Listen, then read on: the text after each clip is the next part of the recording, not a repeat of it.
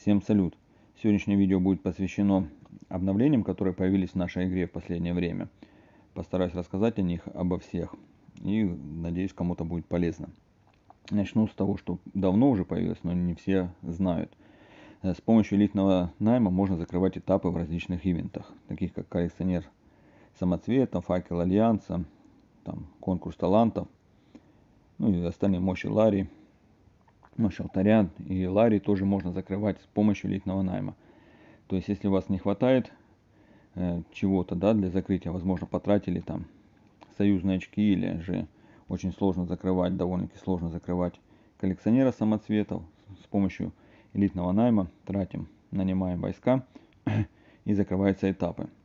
Единственное, что нужно следить, чтобы у вас оставалось нужное количество 160 тысяч камней элитных, для того, чтобы закрыть самый элитный найм. Потому что там вы ничем другим не закроете, кроме элитного найма. Поэтому будьте внимательны и применяйте для закрытия, если у вас нет возможности, времени или еще чего-то не накопили, с помощью элитного найма. Ивенты. Так, дальше изменения были у нас у двух героев. Первый герой, это начну с панды. У нее были изменены навыки. Последний навык пассивный, который у нее дает возможность при использовании пьяный кулак наносить на тех, на кого был использован пьяный кулак, наносить хмельной туман. Вот. Довольно-таки высокий шанс 80%, что пройдет при использовании кулака, пройдет туман. Ну и у тумана тоже, видите, высокий шанс, 65%, что герои, что юниты, на которых нанесен туман, будут промахиваться. Довольно-таки очень интересное изменение навыка, я считаю, гораздо лучше стало и эффективнее, потому что и так используется второй навык, да, может нанести, плюс используя ульту. Мы часть войск убиваем, а вторая часть начнет промахиваться. Будет очень интересно посмотреть, как это будет работать. Вернее, это я уже смотрел, это хорошо работает, довольно-таки неплохо помогает панде. Вот. К тому же панда у нас еще получит скин в ближайшем будущем, да, то есть у нее два скина, который один повышает физ-атаку, мы видим большой прирост физ-атаки и уменьшение маг-атаки, да, но если вы играете через физика, вам маг-атака особо не нужна, в принципе. Но прирост довольно-таки большой, 61, это ставит ее по физ-урону в ряд с тем же варваром, завоевателем и архом, то есть очень большой физ-урон будет становиться. И такой же скин на маг-атаку. То же самое, да, то есть большим маг-атакой, если вы играете магической пандой. Довольно-таки интересно, но скин получить очень сложно. Сейчас идет ивент, но, как показывает практика, получит его в основном те, кто выполняет все задания, все ивенты. Так что, ну, не самый легкий, скажем так, скин. Второй герой у нас был завоеватель. У него тоже произошли изменения. У него появился шанс применить после каждого хода, в начале каждого хода, грубую силу. Это тоже полезный навык. Он снимает все дебафы с наших стеков, на которые будет проходить эта грубая сила, да, заклинание. Тоже здесь довольно-таки высокие шансы. То есть на один стек коэффициент 80%, что произойдет, и на второй 30%, да, то есть может на 2 стека. Очень интересно и очень хорошее усиление. Особенно если вы будете воевать против магических героев, которые используют там или овцу, или же там джинны будут накидывать лампу. Это все будет сниматься. И также повышается атака. Вот. Увеличение атаки на 30.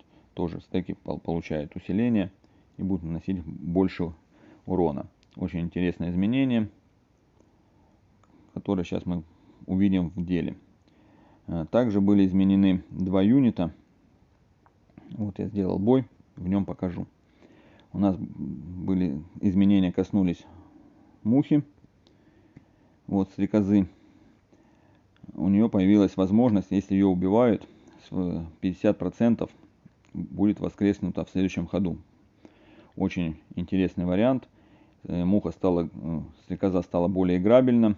То есть особенно для героев, которые используют дальний бой, длительный бой, или же которых играет от ульты.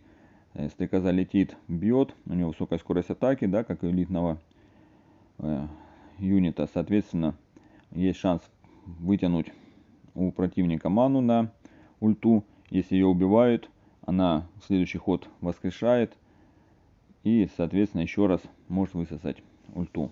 Вернее, ману, и ваш герой ультанет. Очень эффективно стало, гораздо интереснее, чем было. Второй юнит, который коснулись изменений, это Человека-ящер. У него несколько изменений, тут практически все и поменяли.